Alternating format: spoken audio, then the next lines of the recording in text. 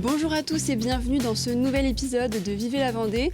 Aujourd'hui, on se trouve avec Jean-Noël qui est le président du jury du concours des meilleures galettes 2024 de Vendée. Est-ce que c'est bien ça? C'est tout à fait ça, merci. Bonjour Anaïs. Est-ce que vous pouvez nous présenter ce concours?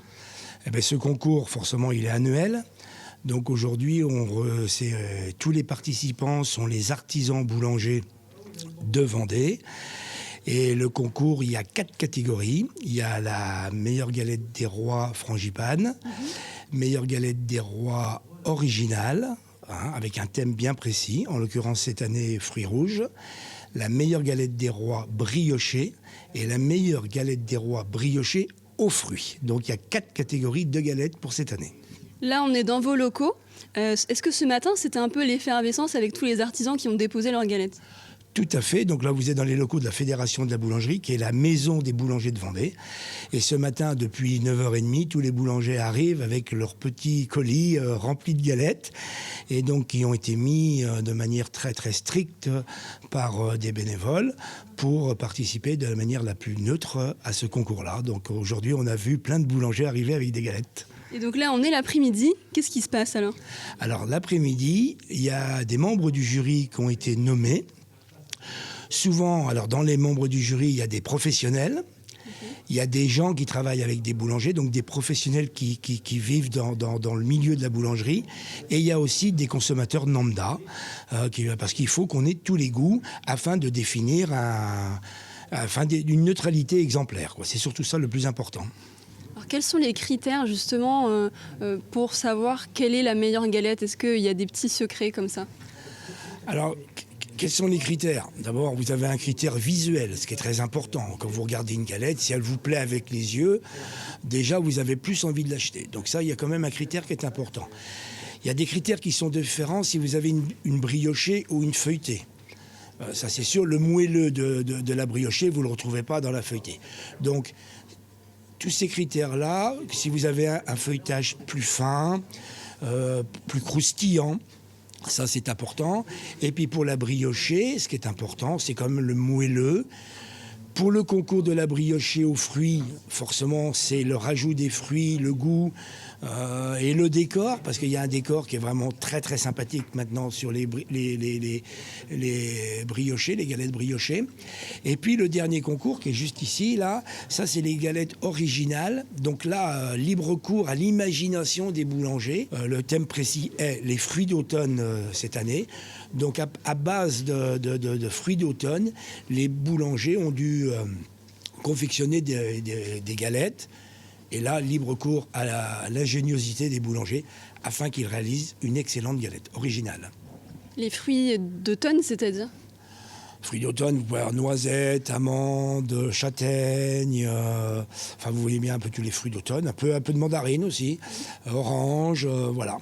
Est-ce que imposer un thème chaque année qui est différent, ça permet aussi de renouveler quelque part cet événement? Parce que j'imagine qu'il n'est pas récent. Comment après on arrive à savoir quelle est la meilleure galette chaque année? Ça peut être compliqué. Alors, imposer un thème oblige surtout à ce que le jury soit, et les boulangers, on a un cadre, ce qui est important. Je pense que quand on n'avait pas de thème, l'imagination était... Ça perturbait un petit peu le concours. Il y a un moment où on corrigeait des choses qui ne se ressemblent pas. Alors ça, c'est compliqué. Si vous avez un thème, je pense qu'on va corriger des choses qui se ressemblent. Donc ça, c'est plus facile pour le jury. Et puis le boulanger, comme ça, avec le même thème, et c'est le meilleur, le plus imaginatif, qui va gagner, quoi. Alors bonjour Arthur, toi tu es alternant en école de commerce et tu fais partie du jury pour la première fois. Exactement. Quel est ton ressenti? Très bon, une grande découverte. C'est la première fois que je participe à un jury de ma vie. J'avais pas eu beaucoup d'informations au préalable. Le fait de découvrir sur place, d'être entouré, d'être guidé sur un milieu que je ne connais pas, c'est une grande chance, je dirais, et j'en profite beaucoup actuellement.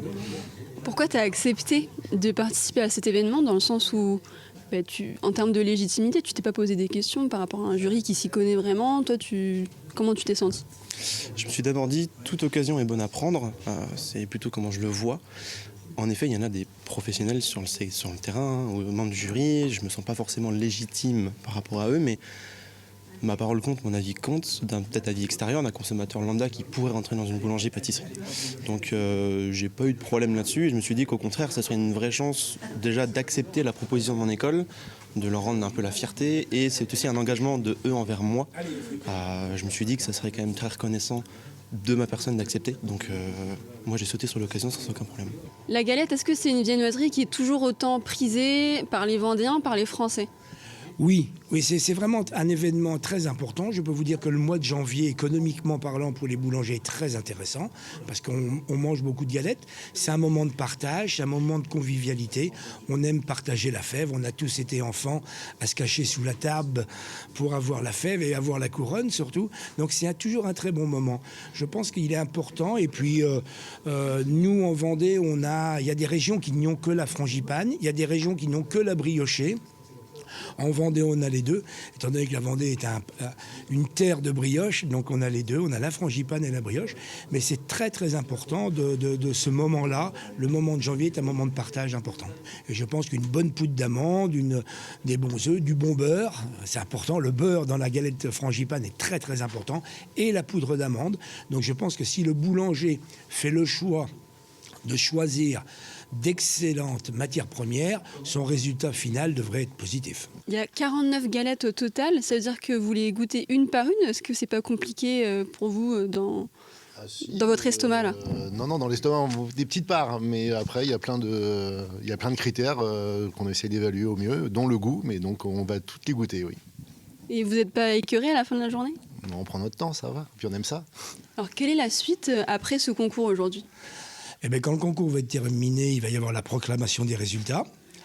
Donc là, les boulangers qui sont les heureux gagnants de ce concours vont recevoir donc un trophée, une vitrophanie qu'ils vont pouvoir mettre sur leur vitrine. Et surtout, ce qui est le plus positif, c'est qu'ils vont avoir le droit de communiquer comme quoi qu'ils sont les gagnants de la Galette des Rois 2024. Est-ce qu'il y a un réel impact en participant à ce concours? Est-ce qu'il y a des retombées positives en termes de chiffres? Alors, il y a une chose qu'on en a constaté, tous les gagnants ont une retombée économique très importante. Je dirais que c'est de l'ordre de plus de 30% quand vous gagnez un concours. Donc c'est pour ça qu'on demande aux boulangers d'être rigoureux dans leurs produits, mais surtout, et ça c'est très important, et on l'a encore communiqué tout à l'heure, il faut que les membres du jury soient hyper rigoureux, car la retombée économique est hyper importante. Donc c'est pour ça qu'il faut un sérieux sans faille. Si vous en faites 1000 une année, vous en faites 1300. Donc je peux vous dire que dans le tiroir caisse, c'est positif. Merci Jean-Noël, peut-être à l'année prochaine? Avec plaisir, vous êtes charmante, alors avec plaisir.